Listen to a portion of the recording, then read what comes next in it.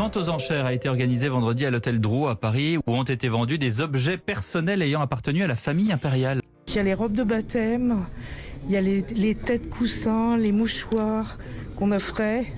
Et on voit la broderie et la finesse. C'est avant tout d'époque empire, mais comme ces gens-là avaient des choses plus récentes, il y a des choses plus récentes.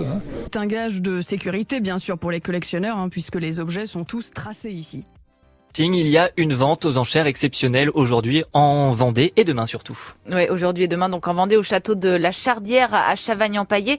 Bonjour Éric Bossan. Nous allons disperser plus de 600 lots sur 2 jours. Mais là, c'est le lieu historique puisque c'était le lieu de naissance et qui avait été reconstruit par le général de Suzannet qui s'est illustré pendant les guerres de Vendée. Vraiment, une des parties les plus précieuses de la vente, c'est le fonds d'archives et la bibliothèque vendéenne qui ont été conservés pieusement depuis 1815, depuis la mort du général de Suzannet par sa veuve puis par ses descendants.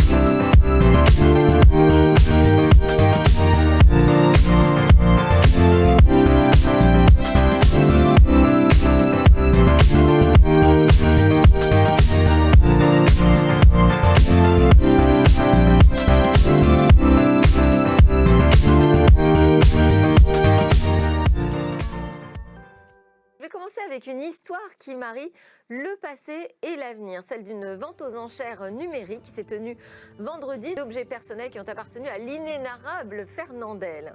Alors j'interviewerai Éric Bossan, un des grands commissaires-priseurs de Drouot. En tout cas, c'était effectivement une belle vente composite de livres et gravures et documents avec effectivement les souvenirs de Fernandel. Nous avions à peu près 600 personnes sur Internet. On a été surpris en bien par les résultats, puisqu'on a quasiment vendu 100% de nos lots.